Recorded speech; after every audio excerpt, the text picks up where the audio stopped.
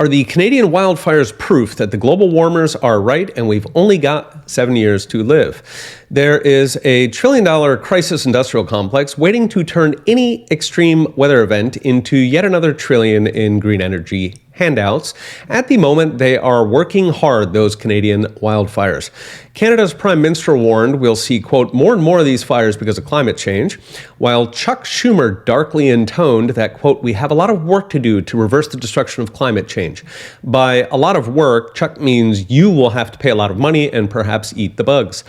Now, for perspective, in 1780, Canadian forest fires blocked out the sun for 2 days across New England. These things happen. So what is causing these current fires? At the moment, it's partly random, a light winter and the long-standing El Nino that moves rain around, combined with lightning strikes and arson that are facts of life in forestry, all accelerated by bad policy. Governments that don't clear underbrush the way timber companies do, which makes fires a lot worse. Canada's own numbers show this. The Canadian National Fire Database shows that over the past 40 years, the number of forest fires in Canada is actually declining. So much for global warming. Yet the area burned is either steady or increasing. Government, take a bow.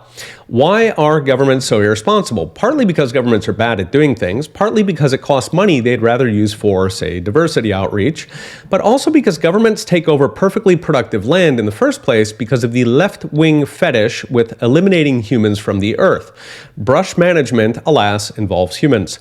By the way, we see this play out almost every year in California as lightning strikes, arsonists, or homeless encampments turn small fires into world-consuming conflagrations because government didn't clear the bush. Of course, they pump those fires also for yet more green handouts.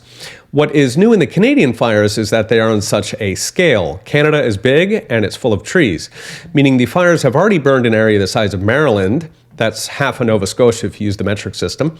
Apparently that scale revealed a brand new problem we didn't even know we had, which is that solar doesn't work when there's a lot of smoke.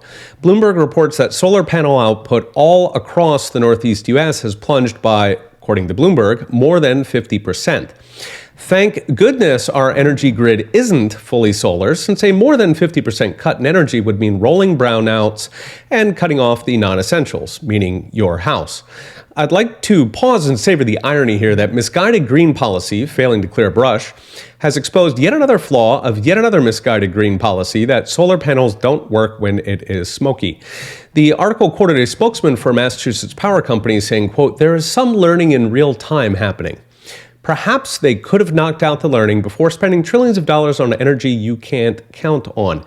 Even Bloomberg granted that, quote, as solar becomes a bigger part of the power mix, grid operators will need to prepare. So I've got a wild idea how to prepare, ditch the solar. Of course they won't. Free taxpayer money is just that good. Okay, we'll be watching. See you next time.